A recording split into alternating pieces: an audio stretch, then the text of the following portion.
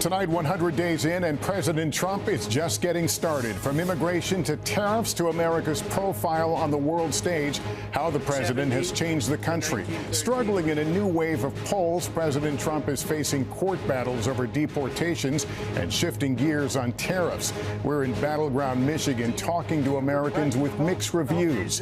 Plus, inside the phone call with Amazon founder Jeff Bezos as more giant online retailers list tariff fees. And going in reverse on auto tariffs, what the president just signed after upending the car industry. Also tonight, severe thunderstorms bringing floodwaters and intense, damaging winds across the nation's midsection. The catastrophic crash into an after-school camp. We're learning about the 4 young victims and the driver whose car went all the way through the building. Measles cases rising. Our questions for the CDC deputy director helping lead the response at the epicenter in Texas. The alarming SNAP benefits skimming scam, leaving many Americans at the grocery store with drained accounts. What's being done about it? The scuffle caught on camera even before an American Airlines flight took off. What happened? And outstanding in her field, the volunteer making sure California comes alive with color every spring. This is NBC Nightly News with Lester Holt. Good evening and welcome. Donald Trump has more than 1,360 days left in office, but it is the first 100 days being scrutinized tonight. The pluses, the minuses, the promises kept, and the promises not kept. With a spate of new polls, including our own, showing rising voter dissatisfaction with President Trump's handling of the economy and trade war, the president tonight is revisiting the campaign trail, so to speak, appearing before supporters at a rally in Michigan, a signature of his runs for office. The White House not expressing alarm over the poll numbers, but instead on this 100th day of the president's second term, focusing on what it sees as points of success. The immigration crackdown, slowing illegal border crossings, while on the economy and tariffs, the president still insisting new trade deals are in the works. Peter Alexander begins our coverage. Tonight, President Trump marking 100 days of his second term here in Michigan with his first rally since returning to office. You finally have a president who is defending our borders and our nation. It comes amid a new dust-up over the president's trade war. A source familiar with the matter telling NBC News President Trump called Amazon founder Jeff Bezos this morning to express his displeasure after a report citing an anonymous source that America's largest online retailer would begin displaying how much Trump's tariffs are adding to the price of imported items. This is a hostile and political act by Amazon. Why didn't Amazon do this when the Biden administration hiked inflation to the highest level in 40 years? Amazon quickly disputed the report, saying this was never approved and not going to happen. Jeff Bezos was very nice. He was terrific. He solved the problem very quickly, and he did the right thing, and he's a good guy. The ongoing turmoil over tariffs fueling what polls show is growing dissatisfaction about the president's economic agenda 100 days in, including sparking sharp drops on Wall Street. Still, the White House tonight is touting its success on a key campaign promise, restoring border security, with illegal crossings plummeting 95% in March compared to a year ago under President Biden. The Democrat Party kept saying we needed new legislation, but it turned out that all we really needed was a new president. But the president's crackdown on illegal immigration has also ignited an array of legal challenges over due process. Then there's candidate Trump's vow on inflation. When I win, I will immediately bring prices down starting on day one. Overall, inflation is dropping, but grocery prices are rising. Here in Michigan, it's the economy that prompted Lauren Maxwell, a first-time voter and community college student, to back Trump. He promised a few things about groceries, making sure things are affordable, and I haven't seen it happen yet. Maxwell tells us she now has regrets about her vote. If you could tell the president one thing on behalf of people like you, what would it be?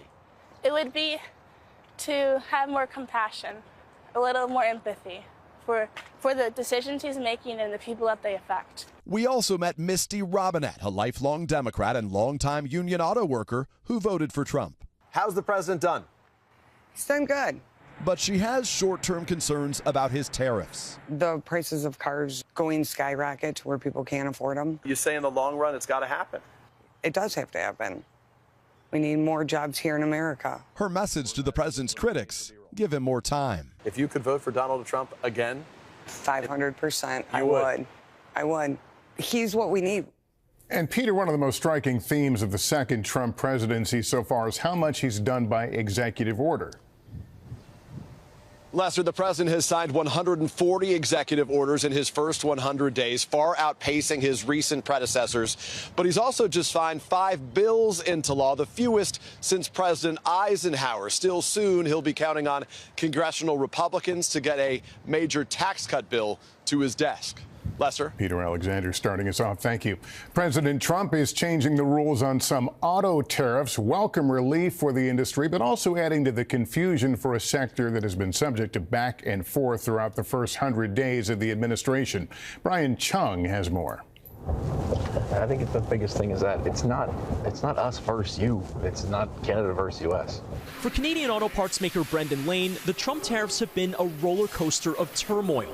This whole system is integrated together. It's been like that for a while. That's nothing new. That it's just the way it was. Right now, he says he's paying 25% more to buy steel from the U.S.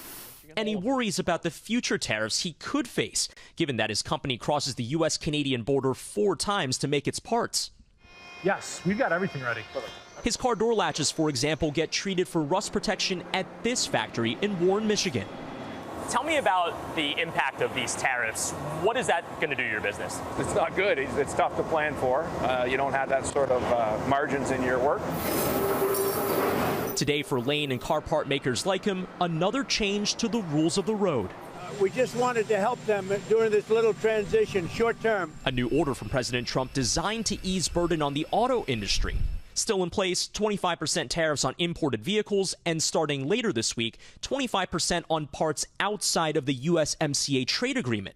But the new order prevents automakers paying those import fees from also paying other duties like those on steel and aluminum. This is a beat on the top and the bottom line for General Motors in the first quarter. GM today reported better than expected earnings, but because of the uncertainty around Trump's tariffs, said it has to reassess its expected earnings for the year. Treasury Secretary Scott Bessent indicating that confusion is tactical. President Trump creates what I would call strategic uncertainty in the negotiations. And the White House now says cars assembled in the U.S. with 85% domestic parts will face no tariffs. The only problem is, according to government records, 0 vehicles currently meet that threshold. With today's announcements, Brendan Lane is hopeful but remains worried about jobs in an industry interconnected across bridges. There's thousands of people involved that's their everyday life. It's how they make a living. Brian Chung, NBC News, Warren, Michigan. We are keeping a sharp eye on some severe weather that's already caused destruction in southern Missouri today, putting 48 million people across the country on alert. We get the latest from George Solis. Tonight in Missouri, extreme winds leaving behind a trail of destruction. In Potosi, the risk so severe, this elementary school had to evacuate 600 students to a storm shelter. I could not see probably 100 feet out my door over there when that storm came through. Outside Springfield, this video showing part of a roof that was torn to pieces, debris and trees snapped in 2 in the thick of heavy rainfall. Time-lapse video showing how quickly the storm moved in. The power line here snapped in half and it's just hanging across the sidewalk. The powerful winds uprooting trees in several neighborhoods, many falling on homes and roads. Nearly 50,000 reported without power. I just kept praying that it wouldn't get as bad as it finally got. Our neighbors have a lot of damage, but they're all alive. The rash of extreme weather also producing hail the size of tennis balls in Oklahoma. Tonight into tomorrow morning, 48 million under the threat of more severe weather. And tonight, that same system that caused so much damage in southern Missouri today could trigger severe thunderstorms and flooding here in and around Oklahoma City. Lester? George Solis, thank you. We turn now to a devastating scene in Illinois. A woman driving a car through a center where kids had gathered after school, killing 4. Here's Maggie Vespa. Oh, no. Tonight, new details in a small town's senseless tragedy. We had a car run through a building, and they're saying there's quite a few people injured. The building contained children. Police identifying 44-year-old Marianne Akers as the driver who plowed a car through the Why Not after-school camp Monday afternoon in Chatham, Illinois, south of Springfield. They say 4 students were killed, including 7-year-old Alma Bunner-Kempe. Yay! Her mom calling Alma a ray of sunshine who loved playing soccer, basketball, and doing gymnastics. While 8-year-old Ainsley Grace Johnson's dad telling NBC News her nickname was Squirt. She was larger than life and will forever leave a void in our broken hearts.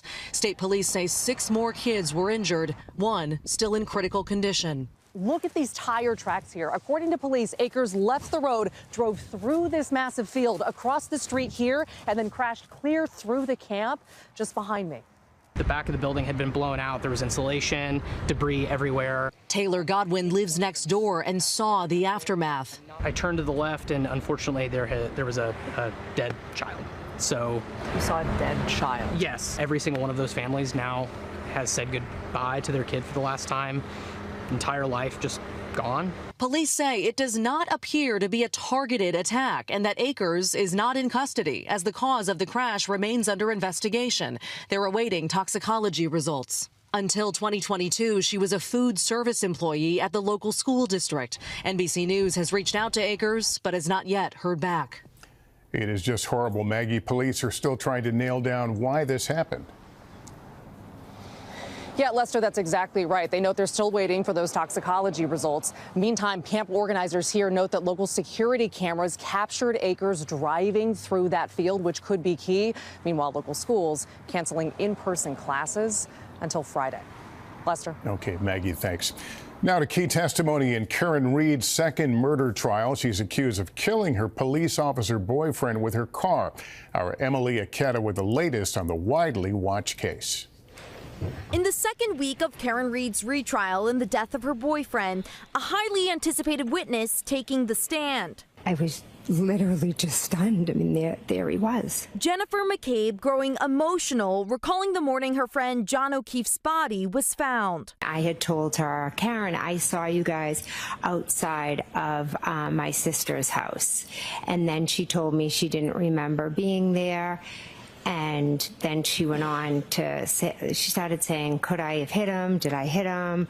Prosecutors allege Reed hit O'Keefe with her SUV after a drunken argument and left him to die in the cold. While her legal team says Reed's being framed and something went wrong after O'Keefe entered the house. The data is the data. A digital forensic specialist testifying it's unlikely O'Keefe ever went inside based on his phone's location data and battery temperature, which continuously dropped overnight. But in his cross-examination today, the expert acknowledged the phone battery tested in his experiments lost heat significantly faster. Is it correct to say that there was a much more dramatic drop in temperature in your test scenario 1? Yes. Internet sleuths across the country hanging on every detail in the case as Reed's murder trial redo ramps up. How do you feel? I feel great. Emily Ikeda, NBC News. Now to a growing outbreak. More than 900 measles cases have been confirmed nationwide. NBC News spoke with a CDC official exclusively in the epicenter of the outbreak as they work to contain the spread. NBC's Stephanie Gosk has more. CDC officials touring a makeshift testing and vaccination clinic in Gaines County, Texas, the epicenter of the measles outbreak. Tonight, the Texas Department of Health announcing 17 new cases in the last 4 days, pushing the total over 650. Measles is still spreading. This outbreak is the biggest we've seen in the last 25 years. Jonathan Yoder is helping lead the CDC response on the ground. We know that the most important way to prevent measles is to get vaccinated. But there remains resistance to vaccines in West Texas. I think this really is a longer-term project to think of how we provide evidence-based information that meets communities where they are. Since the Texas outbreak began, 3 people have died, including 2 unvaccinated children, and measles has spread to multiple bordering states. What grade would you give the federal government for its response since the outbreak began? I would give the federal government a failing grade. Dr. Sira Madad, an infectious disease expert, says the government hasn't sent a strong message on the importance of vaccines. People are confused whether they should or shouldn't get vaccinated. It took months into the Texas outbreak for RFK Jr., the Secretary of Health and Human Services, to say vaccines are the best way to stop the disease, but he continues to publicly question their efficacy. We're always going to have measles, no matter what happens, as the vaccine wanes very quickly. But the CDC website says the vaccine usually protects against measles for life. I worry that we are coming upon summer months where we're going to see a lot more movement of individuals, a lot more travel. She worries the epidemic is going to get worse before it gets better. Stephanie Gosk, NBC News. In 60 seconds, when some Americans are going to get groceries, they're finding as little as 11 cents on their SNAP benefit cards. What's behind a concerning trend known as SNAP skimming? Next. We are going to turn now to a growing scheme targeting SNAP food assistance benefits, which more than 22 million families rely on for groceries. Here's Vicki Wynn. Nationwide, people trying to buy food with their SNAP benefits and learning there's no money left on their cards. In Pennsylvania, Joe Karp learned he had just 11 cents in his account. As a senior citizen on a fixed income, that's my lifeline. That's my food for the month. Our stations from coast to coast tracking down victims whose accounts have been drained, leaving them with no way to pay for groceries, a scheme known as SNAP skimming. Thieves often do this by placing a device on machines where cards are swiped and using the information to make duplicates. Grace Perry telling NBC Connecticut $500 in benefits were stolen from her account and used in another state. This card has been in my wallet the entire time. I've never let another soul use it, ever. The USDA says it replaced $220 million in stolen SNAP benefits over the past 2 years, but that program ended in December. Reporting from our Houston affiliate KPRC helped convince a Texas congressman to push for legislation to restore that program. But experts say the system needs a security overhaul to modernize SNAP cards. Do you think chip-enabled cards would drastically reduce the amount of fraud we're seeing? Yes, SNAP participants deserve the same protections that debit card and credit card holders have. For now, SNAP users should change their PINs frequently, check their accounts often, and report fraud right away. Vicki Wynn, NBC News. We are back in a moment with a dramatic rescue aboard a runaway boat and the scene you only see in Florida as a man wrestles an alligator into submission along a highway. Next. Video captured on an American Airlines plane before takeoff appears to show flight attendants physically restraining a female passenger. The passenger was knocked to the floor as the crew struggled to shut the open cockpit door. A flight attendant can be heard saying she tried to enter and then chaos ensues. The flight was traveling from Sao Paulo to New York. American Airlines confirms in a statement the plane returned to the gate due to a security issue on board. Heart-stopping new body cam video released by Florida police shows an officer leaping onto a boat after the operator was thrown overboard. Unmanned, it was speeding out of control at about 40 miles per hour. Police were ultimately able to bring it under control. The boater sustained minor injuries. Also in the Sunshine State, the Jacksonville Sheriff's Office got some civilian assistance in wrestling a giant alligator in the median of a busy highway. The so-called local legend known as Blue Collar Brawler wrangled the gator, pulling it onto the side of the road, all while barefoot. When we come back, the fields of spring coming alive for only a short time, and the volunteer who helps plant seeds of joy. There is good news tonight. Next. There's good news tonight in Southern California where the hills are blooming with the colors of spring. Here's Camila Bernal. This is where spring flirts with the sky. 55 acres of ranunculus, 5 hills. A living rainbow of 80 million blooms. Beauty, with all capital letters and exclamation points. The flower fields in Carlsbad, California pop up for just 10 short weeks every spring, giving volunteer Mary Ellen Courtney a purpose. As a retired school teacher, what does it mean to you? It allows me to further connect with the kids because that was the favorite part of my job. And this is just a different type of classroom. Families, so sweet. And the flowers have kept her coming back for more than a decade. Everybody that's here is happy. Even the men are happy. A magical array of colors. Yellow and orange, pink and white. Where time forgets to tick. We packed our lunches, maybe dinner.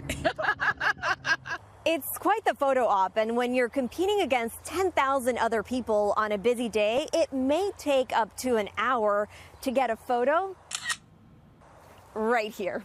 Oh, beautiful. We're from New York City, so we don't really have a lot of fields and greenery, so it was like, wow. Wow, awards said a lot here, and a few others too. It's peaceful, it's spiritual, comforting, and everyone has a good time.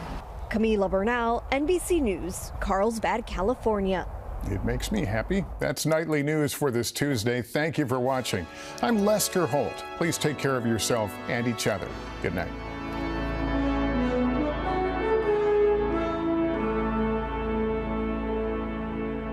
Thanks for watching. Stay updated about breaking news and top stories on the NBC News app or follow us on social media.